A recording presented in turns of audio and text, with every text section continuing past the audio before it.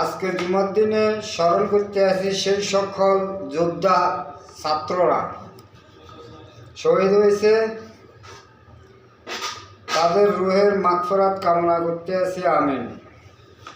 আর তার পাশাপাশি যেই সকল ছাত্রছাত্রীরা আহত হয়েছে এবং তারা মেডিকেলে আছে, আল্লাহ তাআলা যেন তাদেরকে তাড়াতাড়ি সুস্থ করে দেয়, আমিন। এবং আল্লাহর কাছে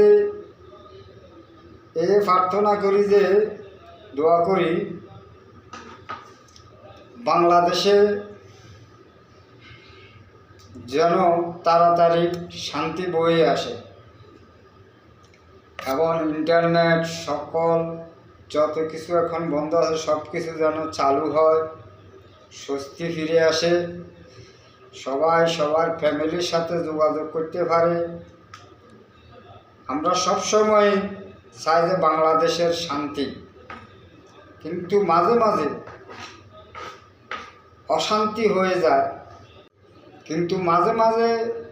অশান্তি হয়ে যায়, বাংলাদেশের পরিচালনার ঘাটতি আছে এবং পরিচালনা যদি ঠিকমতো করতো তাহলে এই অশান্তিটা বাংলাদেশে হইতো না। যদি ছাত্ররা যখন দাবি উঠেছে কোটা নিয়ে, যদি সরকার প্রথমে যদি মেনে নিত তাহলে আজকে এই সহিংসতা হইতো না, বাংলাদেশের এই পরিস্থিতি বা ক্ষয়ক্ষতি বা এত ছাত্ররা মারা যেত না।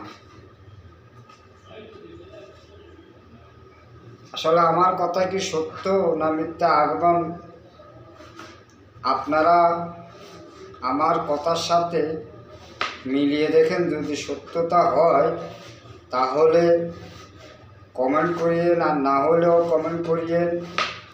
সবাই যেন সুস্থ থাকে, শান্তিতে থাকে, বাংলাদেশের যেন সব কিছু আবার আগের মতো সচ্ছল হয়, ফিরিয়ে আসে, এটাই আমরা চাইতে আছি।